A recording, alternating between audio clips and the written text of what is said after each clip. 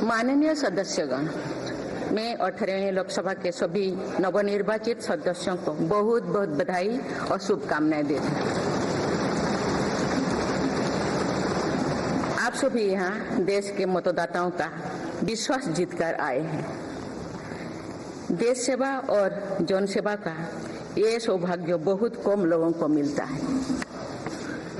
मुझे पूरा विश्वास है आप राष्ट्र प्रथम की भावना के साथ अपना दायित्व निभाएंगे, 140 करोड़ देशवासियों की आकांक्षाओं की पूर्ति का माध्यम बनेंगे। मैं श्री ओम बिरला जी को लोकसभा के अध्यक्ष की गौरवपूर्ण भूमिका के निर्वहन के लिए शुभकामनाएं देती हूँ। उनके पास सार्वजनिक जीवन का बहुत व्यापक अनुभव है। मुझे विश्वास है कि वे लोकतांत्रिक परंपराओं को अपने कौशल से नई ऊंचाई से देने में सफल होंगे। माननीय सदस्यगण, मैं आज कोटि कोटि देशवासियों को की तरफ से भारत के चुनाव आयोग का भी आभार व्यक्त करती हूँ। ये दुनिया का सबसे बड़ा चुनाव था। करीब 64 करोड़ मतदाताओं ने उत्साह और उमंग के साथ अपना कर्तव्य निभाया है। इस बार भी महिलाओं ने बढ़ चढ़कर मतदान में हिस्सा लिया है। इस चुनाव की बहुत सुखद तस्वीर जम्मू कश्मीर में भी सामने आए हैं। कश्मीर घाटी में वोटिंग के अनेक दशकों के रिकॉर्ड टूटे हैं। बीते 4 दशकों में कश्मीर में हमने बंद और हड़ताल के बीच कम मतदान का दौर ही देखा था। भारत के दुश्मन इसको वैश्विक मंचों पर जम्मू कश्मीर की राय के रूप में दुष्प्रचारित करते रहे, लेकिन इस बार कश्मीर घाटी ने देश और दुनिया में ऐसे हार ताकत को करारा जवाब दिया है। पहली बार इस लोकसभा चुनाव में घर पर जाकर भी मतदान कराया गया है। मैं लोकसभा चुनाव से जुड़ी हर कर्मी को सराहना करती हूँ और अभिनंदन करती हूँ। माननीय सदस्यगण, 2024 के लोकसभा चुनाव की चर्चा आज पूरी दुनिया में हो रही है। दुनिया देख रही है कि भारत के लोगों में लगातार तीसरी बार स्थिर और स्पष्ट बहुमत की सरकार बनाई है।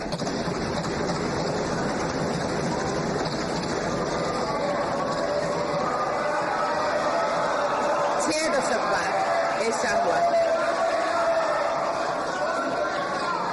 दशक बाद ऐसा हुआ है। ऐसा समय में जो भारत के लोगों की आकांक्षाएं सर्वोच्च स्तर पर है, लोगों ने मेरी सरकार पर लगातार तीसरी बार भरोसा जताया।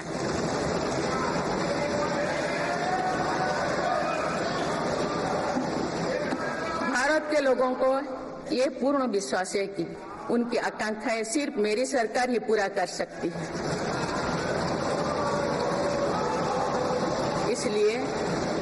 इसलिए 2024 का ये चुनाव नीति, नियत, निष्ठा और निर्णयों पर विश्वास का चुनाव रहा है।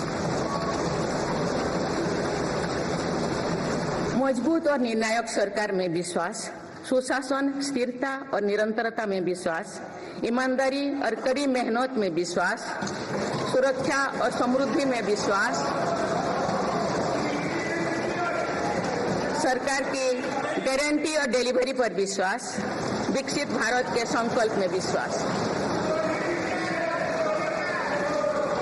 मेरी सरकार ने 10 वर्षों से सेवा और सुशासन का जो मिशन चलाया है, ये उस पर मुहर है। ये जनादेश है कि भारत की विकसित बनाने का काम बिना रुके चलता रहे और भारत अपने लक्ष्यों की प्राप्ति करते रहे।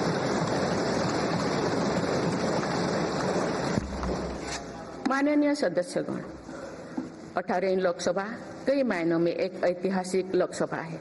ये लोकसभा अमृतकाल के शुरुआती वर्षों में गठित हुई है। ये लोकसभा देश के संविधान को अपनाने के 75वें वर्ष की भी साक्षी बनेगी। मुझे विश्वास है कि इस लोकसभा में जन कल्याण के फसलों का नवीन अध्याय लिखा जाएगा।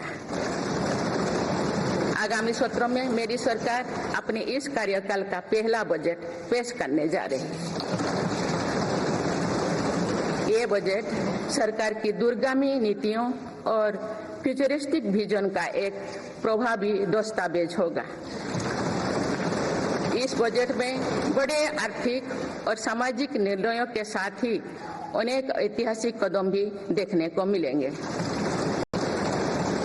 भारत के तेज विकास की जन आकांक्षाओं का पूरा करने के लिए रिफॉर्म्स की गति अब और तेज की जाएगी। मेरी सरकार का मत है कि दुनिया भर में निवेशकों को आकर्षित करने के लिए राज्यों में स्वस्थ स्पर्धा हो। यही कॉम्पिटिटिव कोऑपरेटिव फेडरलिज्म की सच्ची स्पिरिट है। राज्यों के विकास से देश का विकास, इसी भावना के साथ हम आगे बढ़ते रहेंगे।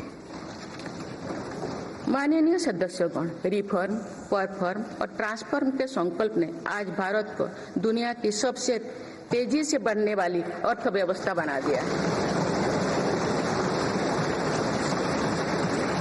10 साल में भारत 11वें नंबर की अर्थव्यवस्था से ऊपर उठकर 5वें नंबर पर पहुंचा है।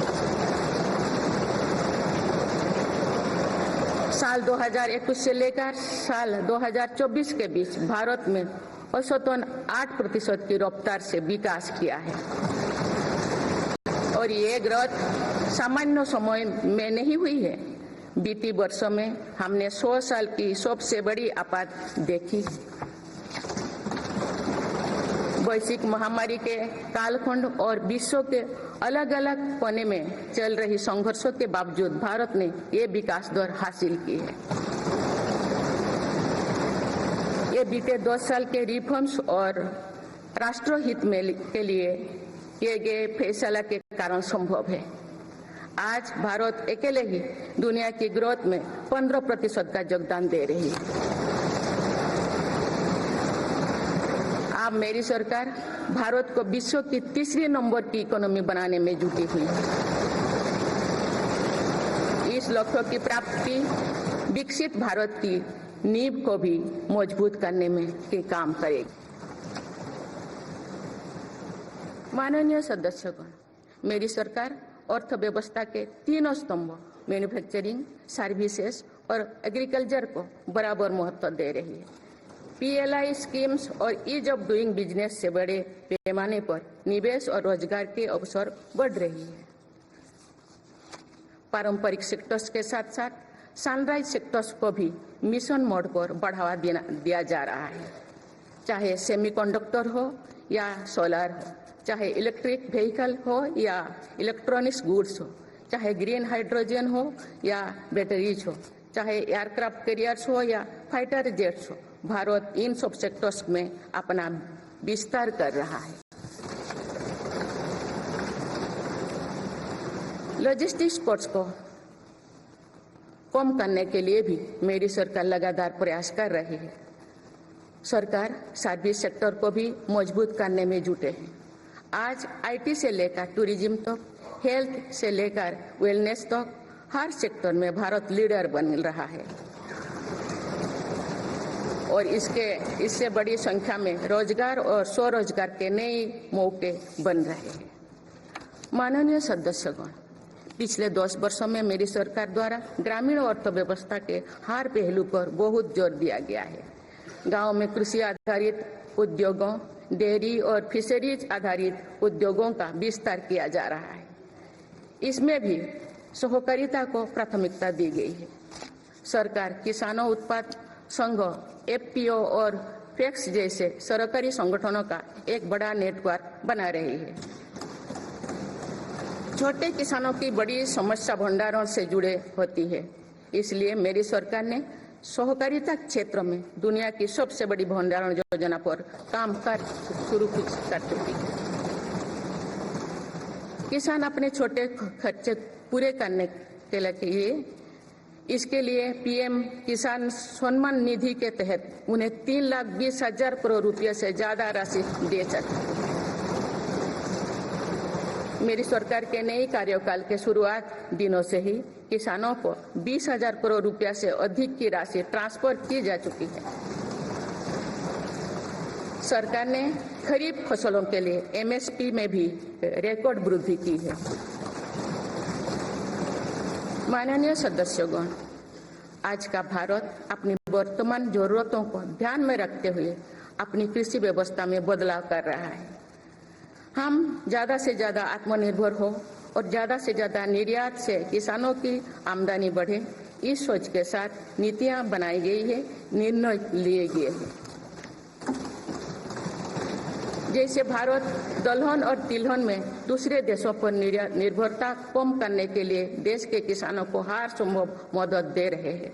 ग्लोबल मार्केट में किस तरह के फूड प्रोडक्ट की डिमांड ज्यादा है, इसके आधार पर नई रणनीति बनाई जा रही है।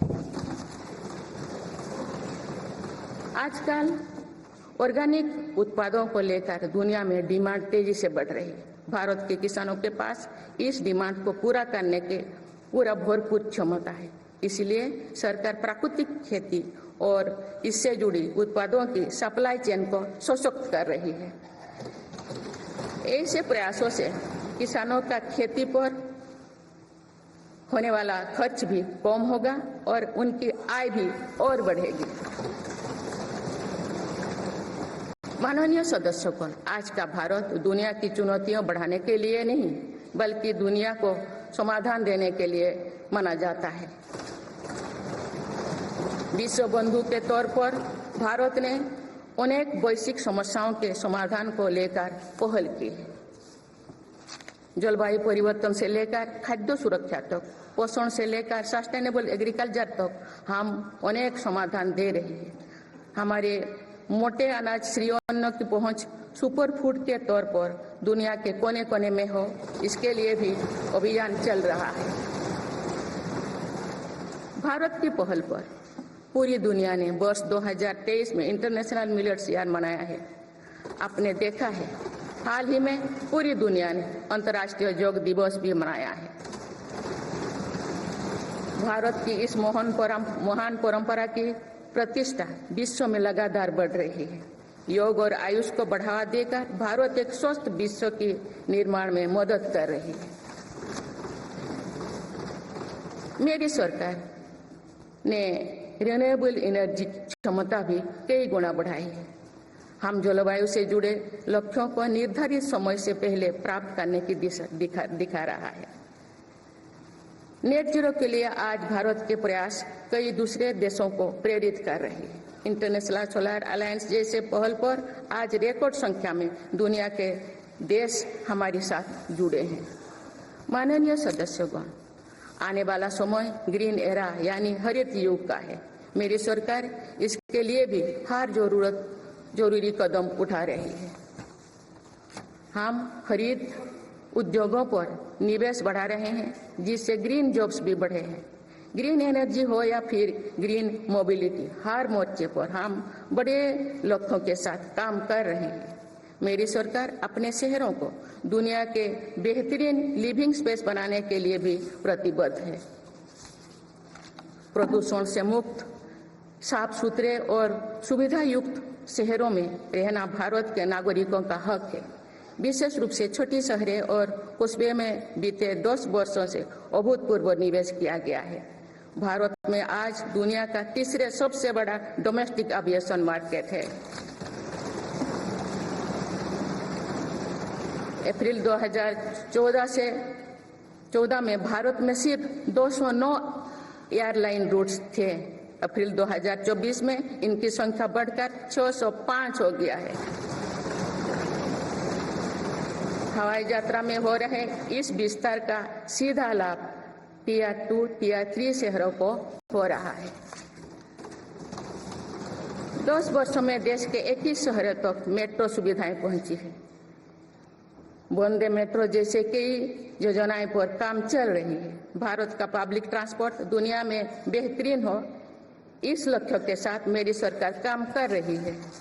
माननीय सदस्यगण, मेरा सरकार इन आधुनिक मापदंड पर काम कर रही है, जिससे भारत विकसित देश के सामने बराबरी से खड़े हो सके। इंफ्रास्ट्रक्चर का विकास इस दिशा में बदलते भारत की नई तस्वीर के रूप में उभारा है।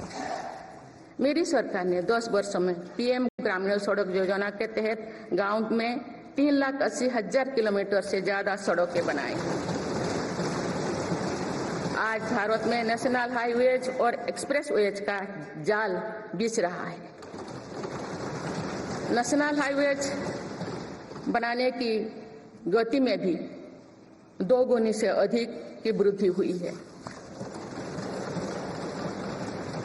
अहमदाबाद मुंबई के बीच हाई स्पीड रेल इकोसिस्टम का निर्माण कार्य भी तेजी से आगे बढ़ रहे हैं। मेरी सरकार ने उत्तर, दक्षिण और पूर्वी भारत के बुलेट ट्रेन कॉरिडोर्स के लिए फिजिबिलिटी स्टडीज शुरू करने का फैसला किया है। पहली बार देश में अंतर्देशीय जल मार्गों के विकास पर इतने व्यापक रूप से काम शुरू हुआ है। इसका बड़ा लाभ नॉर्थ ईस्ट को होगा। मेरी सरकार ने नॉर्थ ईस्ट के विकास के लिए 10 वर्षों में आवंटन में 4 गुना से अधिक की वृद्धि की है।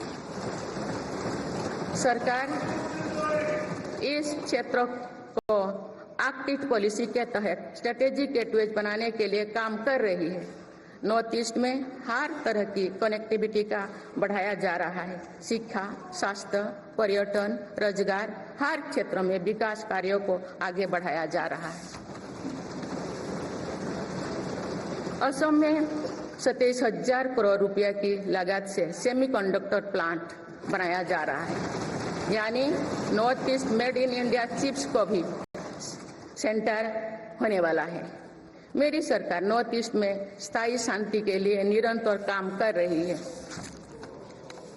पिछले इस 10 वर्षों में अनेक पुराने विवादों को हल किया गया, अनेक अहम समझौते हुई है। नॉर्थ ईस्ट में अशांत क्षेत्रों में तेज विकास करके चरणबद्ध तरीके से अफवाह हटाने का काम भी जारी है। देश के हर क्षेत्र में विकास के नए आयाम भारत के भविष्य का उद्घोष कर रहे हैं। माननीय सदस्य, वुमेन लेड डेवलपमेंट के लिए समर्पित मेरी सरकार ने महिला सशक्तिकरण के एक नई युग की शुरुआत की है। देश की नारी शक्ति लंबे समय तक लोकसभा और विधानसभा में अधिक भागीदारी की मांग कर रही थी। आप उनके पास नारी शक्ति बंधन अधिनियम की ताकत है। सरकार की योजना की वजह से पिछले 1 दशक में महिलाओं का आर्थिक सामर्थ्य बढ़ा है। आप जानते हैं कि बीते 10 वर्षों में बने 4 करोड़ पीएम आवास में से ज्यादातर महिलाओं के नाम ही आवंटित हुई है। आप तीसरी कार्यकाल के शुरुआत में ही सरकार ने 3 करोड़ नए घर बनाने की स्वीकृति दे दी है। इनमें से भी अधिकतर घर महिलाओं के नाम पर ही आवंटित होंगे। बीते 10 वर्षों में 10 करोड़ महिलाएं सेल्फ हेल्प ग्रुप्स से जुड़े हैं। मेरी सरकार ने 3 करोड़ महिलाओं को लखपति दीदी बनाने के लिए व्यापक अभियान चलाए हैं। इसके लिए सेल्फ हेल्प ग्रुप्स को आर्थिक मदद भी बढ़ाई जा रही है। सरकार का प्रयास है कि महिलाओं का कौशल बढ़े, कमाई के साधन बढ़े और उनका सम्मान भी बढ़े।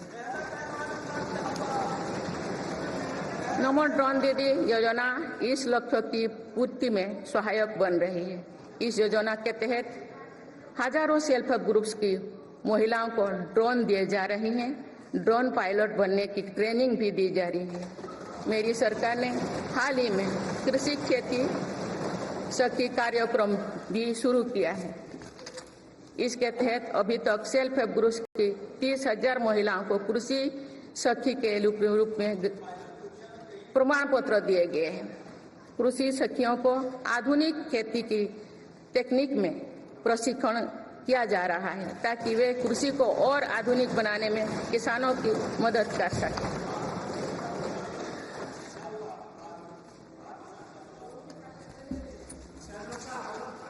माननीय सदस्यगण, मेरी सरकार का ये भी प्रयास है कि महिलाएं अधिक से अधिक बचत कर सके। बैंक खातों में जमा राशि पर बेटियों को ज्यादा ब्याज देने वाला सुकन्या समृद्धि योजना की लोकप्रियता से हम परिचित हैं। मुफ्त राशन और सस्ते गैस सिलेंडर की योजना से महिलाओं को बहुत लाभ हो रहा है। अब मेरी सरकार बिजली का बिल जीरो करने और बिजली बेचकर कमाई करने की योजना भी लाई है। पीएम सूर्यघर मुफ्त बिजली योजना के तहत घर की छत पर सोलर पैनल लगाए जा रहे हैं। इसके लिए मेरी सरकार प्रति परिवार 78,000 रुपया तक की मदद कर रही है। इतने कम समय में 1 करोड़ से ज्यादा परिवार इन योजना में रजिस्टर कर चुके हैं। जिन घरों में सोलर पैनल लग चुके हैं, अब वहां बिजली का बिल जीरो हो गया है। माननीय सदस्यगण, विकसित भारत का निर्माण तभी संभव है जब देश के गरीब, युवा, नारी शक्ति और किसान सशक्त होंगे। इसलिए मेरी सरकार की योजनाओं में सर्वोच्च प्राथमिकता इन्हीं 4 स्तंभों को दी जा रही है। हमारी कोशिश इन तो हर सरकारी योजना का लाभ पहुंचाने की है और यही सैचुरेशन को की अप्रोच भी है। जो भारत इस इच्छा शक्ति के साथ काम कर रही है कि सरकारी योजना से एक भी व्यक्ति छूटे नहीं, तो इसका लाभ सभी को होता है। सरकार की योजनाओं एवं सैचुरेशन अप्रोच के कारण ही 10 वर्षों में 25 करोड़ भारतीय गरीबी से बाहर निकले हैं। इसमें अनुसूचित जाति, अनुसूचित जनजाति, पिछले वर्ग, हर समाज, हर क्षेत्र के परिवार है। 10 वर्षों में लास्ट माइल डिलीवरी पर फोकस ने इन वर्गों का जीवन बदल दिया है। विशेषकर आदिवासी समाज में ये बदलाव और भी स्पष्ट नजर आ रहा है। 24,000 करोड़ रुपया से अधिक की पीएम जनमन जैसी योजना आज अति पिछड़े जनजातीय समूह के उत्थान का माध्यम बन रही है। सरकार पीएम सूरज पटल के माध्यम से वंचित वर्गों तक आजीविका के अवसरों को पहुंचाने के लिए सुलभ ऋण भी उपलब्ध करा रही है।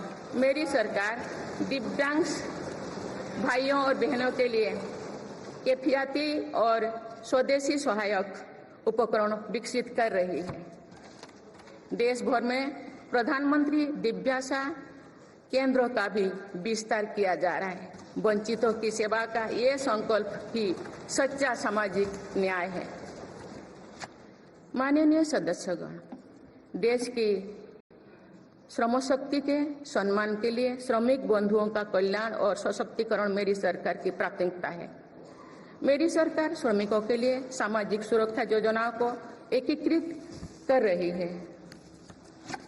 डिजिटल इंडिया तथा डाकघरों के नेटवर्क का उपयोग करके दुर्घटना और जीवन बीमा के कवरेज को बढ़ाने का काम हो रहा है। पीएम स्वनिधि का विस्तार किया जाएगा और ग्रामीणों और सेमी अर्बन क्षेत्रों के रेहड़ी पटरी वाले भाइयों बहनों को भी इसके दायरे में लाया जाएगा। माननीय सदस्यगण, बाबा साहेब डॉक्टर भीमराव अंबेडकर का मानना था कि किसी भी समाज की प्रगति समाज के निचले तबके की प्रगति पर निर्भर करती है। पिछले 10 वर्षों में राष्ट्र की उपलब्धियों और विकास का आधार गरीब का सशक्तिकरण रहा है। मेरी सरकार ने पहली बार गरीब को ये एहसास करवाया कि सरकार उनकी सेवा में है। कोरोना के कठिन समय में सरकार ने 80 करोड़ लोगों को मुफ्त राशन देने के लिए पीएम गरीब कल्याण अन्न योजना शुरू की। इस योजना का लाभ उन परिवारों को भी मिल रहा है जो गरीबी से बाहर निकले हैं, ताकि उनके कदम वापस पीछे ना जाए। स्वच्छ भारत अभियान में भी गरीब के जीवन की गरिमा से लेकर उसके स्वास्थ्य तक का राष्ट्रीय महत्व का विषय बनाया है। पहली बार देश में करोड़ों गरीबों के लिए शौचालय बनाया गया है। ये प्रयास हमें आश्वस्त करते हैं कि देश आज महात्मा गांधी के आदर्शों का सच्चे अर्थों में अनुसरण कर रहा है। मेरी सरकार 55 करोड़ लाभार्थियों को आयुष्मान भारत योजना के तहत मुफ्त स्वास्थ्य सेवाएं भी उपलब्ध करवाए हैं। देश में 25,000 जन औषधि केंद्रों को खोलने का काम भी तेजी से चल रहा है। आप इस क्षेत्र में सरकार एक और निर्णय लेने जा रही है। अब आयुष्मान भारत योजना के तहत मुफ्त इलाज का लाभ 70 वर्षों से अधिक उम्र के सभी बुजुर्गों को भी मिलेगा। माननीय सदस्यगण, अक्सर विरोधपूर्वक मानसिकता और संकीर्ण स्वार्थ के कारण लोकतंत्र की मूल भावना का बहुत अहित हुआ है। इसका प्रभाव संसदीय प्रणाली पर भी पड़ता है और देश की विकास यात्रा पर भी पड़ता है। देश में कई दशकों तक अस्थिर सरकार के दौर में कई सरकारें चाहते हुए भी ना रिफॉर्म कर पाए और ना ही आवश्यक निर्णय ले पाए। भारत की जनता ने निर्णायक बनकर इस स्थिति को बदला है। बीते 10 वर्षों में ऐसे अनेक रिफॉर्म्स हुई है जिनका बहुत लाभ देश को आज मिल रहा है।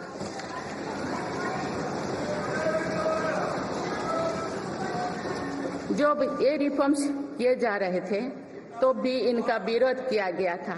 नकारात्मकता फैसले की कोशिश की गई थी, लेकिन ये सारे रिफॉर्म्स समय की कसौटी पर खरे साबित हुए हैं। 2 साल पहले भारत के बैंकिंग सेक्टर को डूबने से बचाने के लिए सरकार ने बैंकिंग रिफॉर्म्स किए, आईबीसी जैसी कानून बनाए। आज इन्हीं रिफॉर्म्स ने भारत के बैंकिंग सेक्टर को दुनिया के सबसे मजबूत बैंकिंग सेक्टर में से एक बना लिया।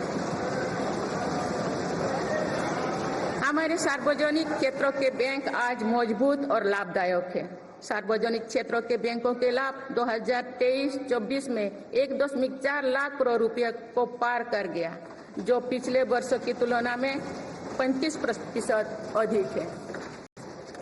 हमारे बैंकों की मजबूती उन्हें ऋण आधार का विस्तार करने और राष्ट्र के आर्थिक विकास में योगदान करने के लिए सक्षम बनाती है।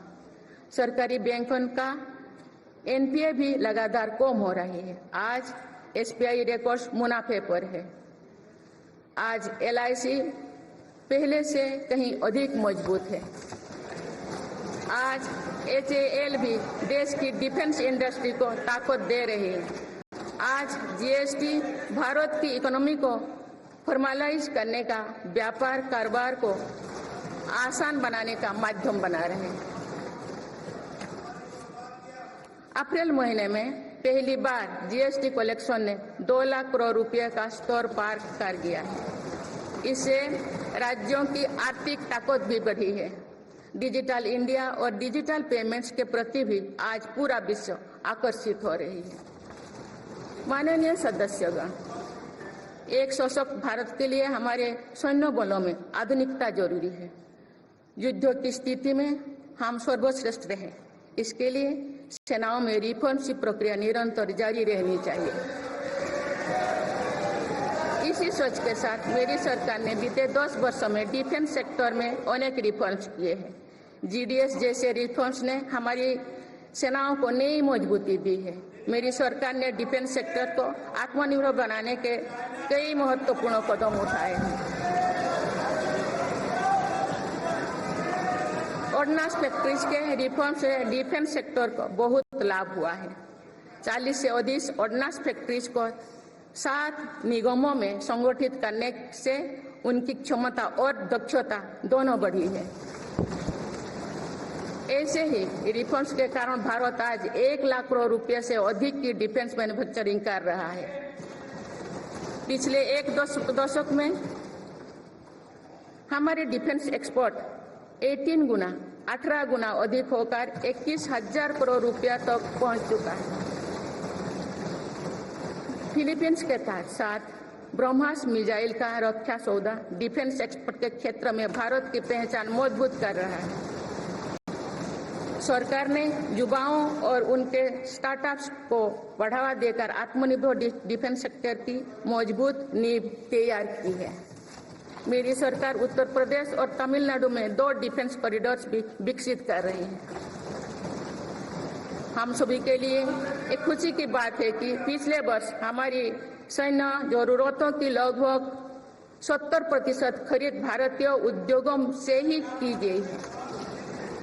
हमारी सेनाओं ने 500 से अधिक सैन्य साजो सामान को विदेशों में नहीं मंगाना तय किया है। ये सभी हथियार और उपकरण अब सिर्फ भारतीय कंपनियों से ही खरीद की जाएगी। मेरी सरकार ने सैनिकों के हितों को भी हमेशा प्राथमिकता दी है। तभी 4 दशक के बाद वन रैंक वन पेंशन को लागू किया गया है। इसके तहत अब तो 1,20,000 करोड़ रुपया दिए जा चुके हैं। शहीद सैनिकों के सम्मान के लिए सरकार ने कर्तव्य पथ के एक छोर पर नेशनल वॉर मेमोरियल की स्थापना भी की है। ये प्रयास केवल वीर जवानों के प्रति कृतज्ञ राष्ट्र का नमन ही नहीं है, बल्कि राष्ट्र प्रथम की अनवरत प्रेरणा का स्रोत भी है। माननीय सदस्यगण, मेरी सरकार देश के हर युवा को बड़े सपने देखने और उन्हें साकार करने के लिए जरूरी माहौल बनाने में जुटी है। बीते 10 वर्षों में ऐसे हर अवरोध को हटाया गया है जिसके कारण युवाओं को परेशानी थी। पहले अपने ही प्रमाण पत्रों को अटेस्ट करने के लिए युवाओं को भटकना पड़ता था। अब युवा सेल्फ अटेस्टेड करने का काम कर रहे हैं। केंद्र सरकार की ग्रुप सी ग्रुप डी भर्तियों से इंटरव्यू को खत्म किया गया है।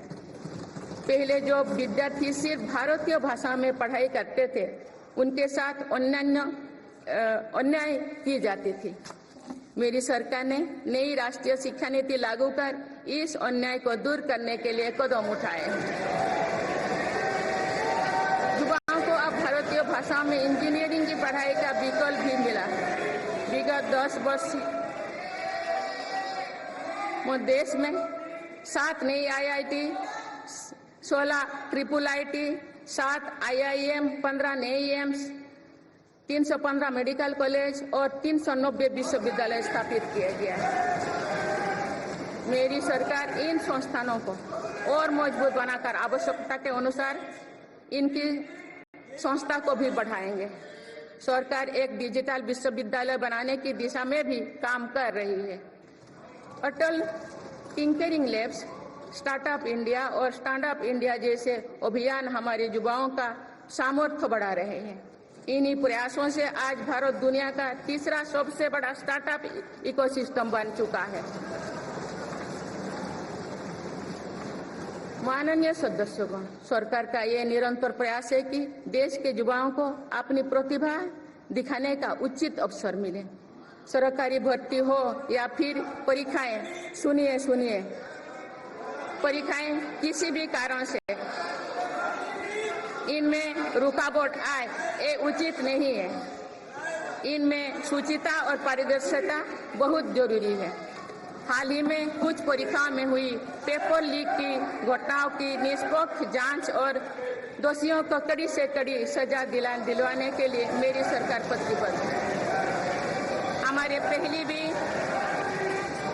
इससे पहले भी हमने देखा है कि कई राज्यों में पेपर लीक की घटनाएं होती रही है। इस पर दलीय राजनीति से ऊपर उठकर देशव्यापी ठोस उपाय करने की जरूरत है। संसद ने भी परीक्षा में होने वाली गड़बड़ियों के विरुद्ध एक सख्त कानून बनाया है। मेरी सरकार परीक्षाओं से जुड़ी संस्थाओं, उनके कामकाज के तरीके, परीक्षा प्रक्रिया सभी में बड़ी सुधार करने की दिशा में काम कर रही है। माननीय सदस्यगण, मेरी सरकार ने युवाओं की राष्ट्र निर्माण में भागीदारी और बढ़ाने के लिए मेरा युवा भारत माय भारत अभियान की शुरुआत भी की है। इसमें अब तक 1.5 करोड़ से अधिक युवाओं का पंजीकरण हो चुका है। इस पहल से युवा में नेतृत्व कौशल और सेवा भावना का बीजारोपण होगा। आज हमारे युवाओं को खेलों में भी आगे बढ़ने के नए अवसर मिल रहे हैं। मेरी सरकार के प्रभावी प्रयासों का परिणाम है कि भारत के युवा खिलाड़ी वैश्विक मंचों पर रिकॉर्ड संख्या में मेडल्स जीत रहे हैं। कुछ ही दिनों बाद पेरिस ओलंपिक्स में भी शुरू होने वाले जा रहे हैं। ओलंपिक्स में देश का प्रतिनिधित्व करने वाले हर खिलाड़ी पर हमें गर्व है। मैं उन्हें अपनी शुभकामनाएं देती हूँ। इन उपलब्धियों को और आगे ले जाने के लिए भारतीय ओलंपिक संघ 2036 ओलंपिक्स खेलों की मेजबानी की तैयारी भी कर रही है। माननीय सदस्यगण, जुलाई की 1 तारीख से देश में भारतीय न्याय संहिता भी लागू हो जाएगी।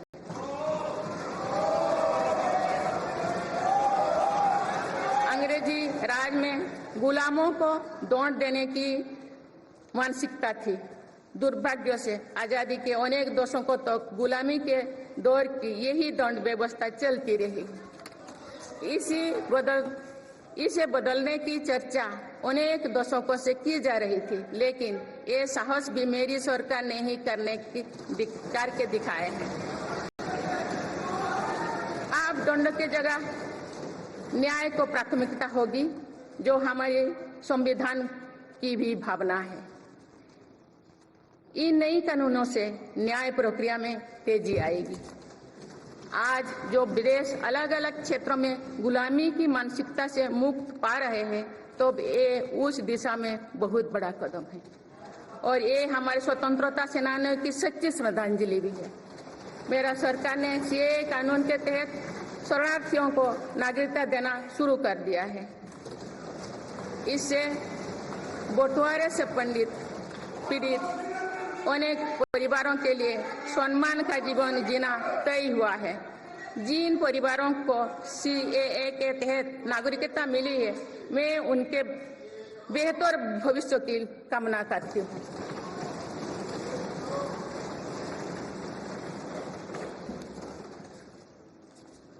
माननीय सदस्यगण, मेरी सरकार भविष्य निर्माण के प्रयासों के साथ ही भारतीय संस्कृति के वैभव और विरासत को फिर से स्थापित कर रही है। हाल में नालंदा यूनिवर्सिटी के भव्य कैंपस के रूप में इसमें एक नया अध्याय जुड़ा है। नालंदा सिर्फ एक यूनिवर्सिटी मात्र नहीं थी, बल्कि ये वैश्विक ज्ञान केंद्र के रूप में भारत के गौरवशाली अतीत का प्रमाण थी।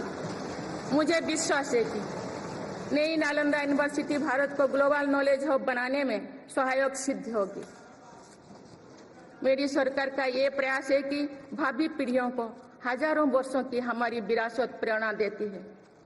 इसलिए पूरे देश में तीर्थस्थलों को, आस्था और आध्यात्म के केंद्रों को सजाया संवारा जा रहा है।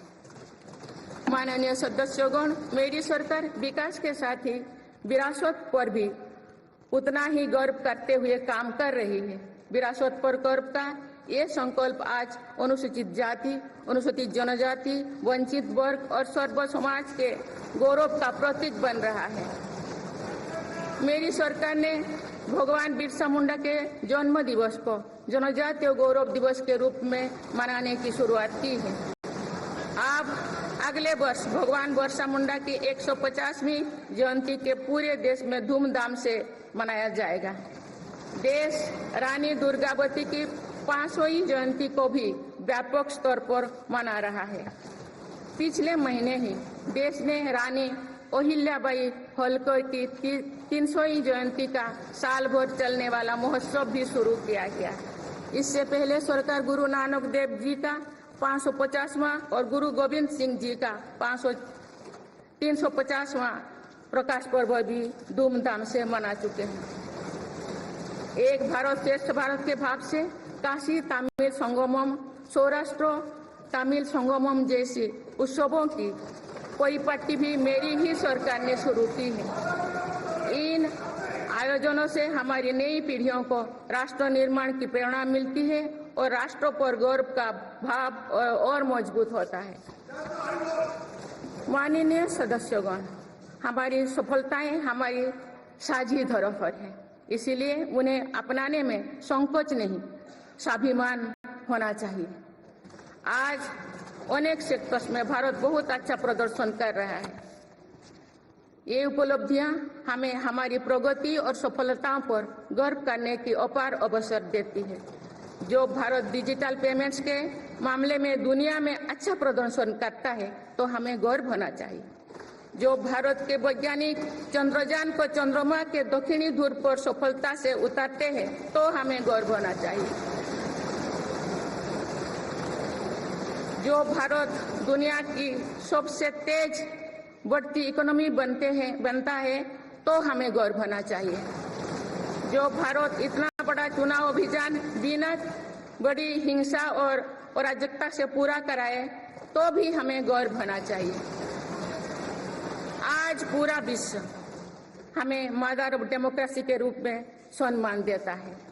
भारत के लोगों ने हमेशा लोकतंत्र के प्रति अपना पूर्ण विश्वास प्रकट किया है। चुनाव से जुड़ी संस्थाओं पर पूरा भरोसा जताया है। स्वस्थ लोकतंत्र को बनाए रखने के लिए हमें इस विश्वास को सहेज कर रखना है, इसकी रक्षा भी करना है। हमें याद रखना होगा लोकतांत्रिक संस्थाओं और चुनावी प्रक्रिया पर लोगों के विश्वास को चोट पहुंचाना उसी डाल को काटना जैसे जिस पर हम सब बैठे हैं। हमारे लोकतंत्रों की विश्वसनीयता को ठेस पहुंचाने की हर कोशिश की सामूहिक आलोचना होना चाहिए। हम सभी को वो दौर याद है जो बैलेट पेपर छीन लिया जाता था, लूट लिया जाता था। मतदान प्रक्रिया को सुरक्षित बनाने के लिए ईवीएम को अपनाने का फैसला किया गया था। पिछले कई दशकों में ईवीएम में सुप्रीम कोर्ट से लेकर जनता की अदालत तक हर कसौटी को पार किया है। माननीय सदस्यगण, मैं आप सभी सदस्यों से अपनी कुछ और चिंताएं भी साझा करना चाहती हूँ। मैं चाहूंगी कि आप सभी इन विषयों पर चिंतन मनन करके इन विषयों पर ठोस और सकारात्मक परिणाम देश को दें। आज की संचार क्रांति के युग है में विघटनकारी ताकतें लोकतंत्र को कमजोर करने और समाज में दरार डालने की साजिश रच रहे हैं। ये ताकतें देश के भीतर भी है और देश के बाहर भी संचालित हो रहे हैं। इसके द्वारा अफवाह फैलाने का, जनता को भ्रम में डालने का, मिस इन्फॉर्मेशन का सहारा लिया जा रहा है। इस स्थिति को ऐसे ही बेरोक टोक नहीं चलने दिया जा सकता है।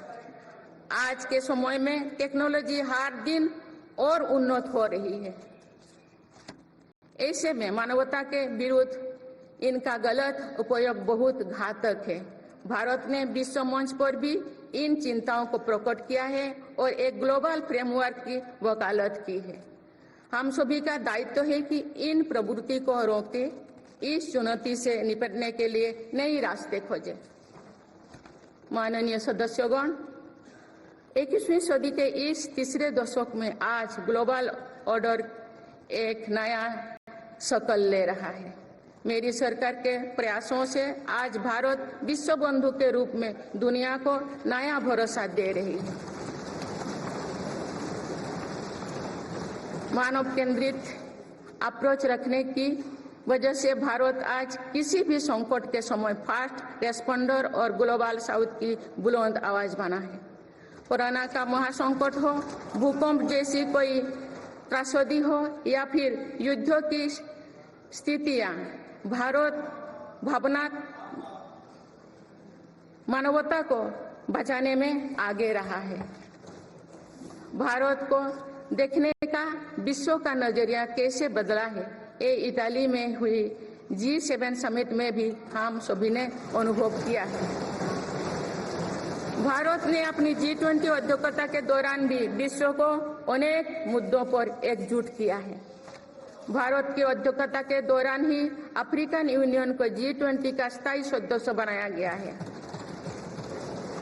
इससे अफ्रीका महाद्वीप के साथ साथ पूरे ग्लोबल साउथ का भरोसा मजबूत हुआ है। नेबरहुड फास्ट पॉलिसी में चलते हुए भारत ने पड़ोसी देशों के साथ अपने रिश्तों को मजबूत किया है।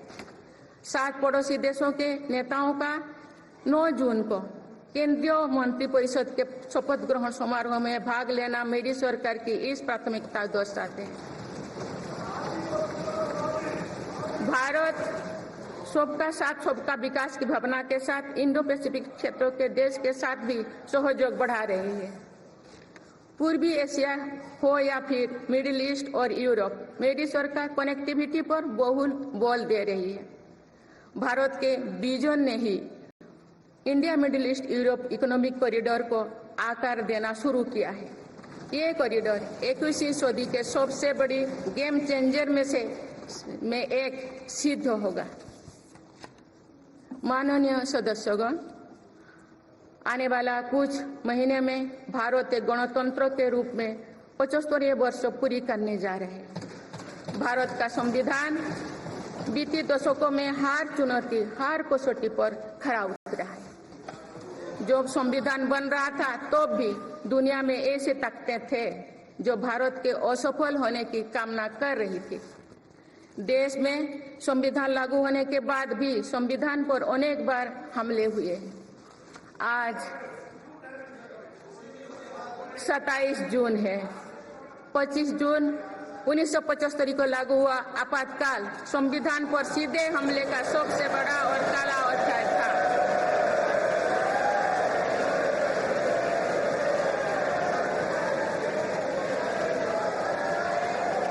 पूरे देश में हाहाकार मच गया था, लेकिन ऐसी असंवैधानिक ताकतों पर देश ने विजय प्राप्त करके दिखाया, क्योंकि भारत के मूल में गणतंत्र की परंपराएं रही है। मेरी सरकार भी भारत के संविधान को सिर्फ राजकाज का माध्यम भर नहीं मानती, बल्कि हमारा संविधान जन चेतना का हिस्सा हो, इसके लिए हम प्रयास कर रहे हैं। इसी ध्येय के साथ मेरी सरकार ने 26 नवंबर को संविधान दिवस के रूप में मानना शुरू किया है।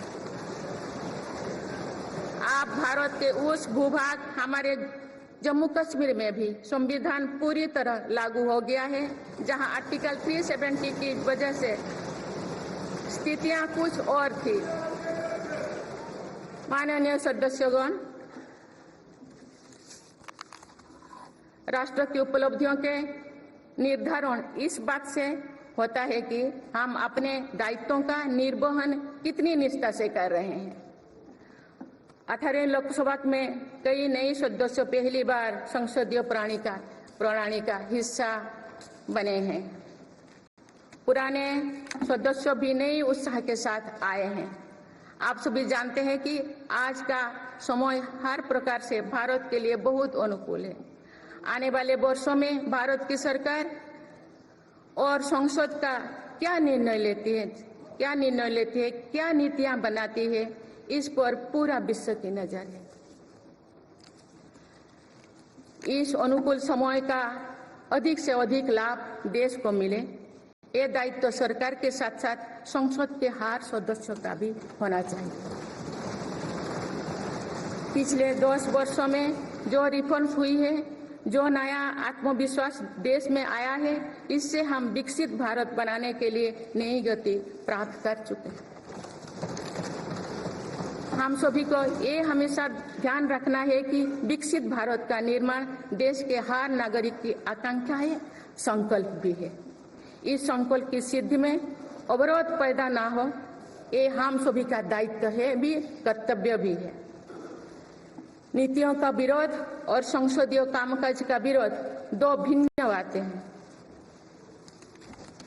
जब संसद सुचारू रूप से चलती है, जब यहाँ स्वस्थ चर्चा परिचर्चा होती है, जब दूरगामी निर्णय होते हैं, तब लोगों का विश्वास सिर्फ सरकार ही नहीं, पूरी व्यवस्था पर बनता है।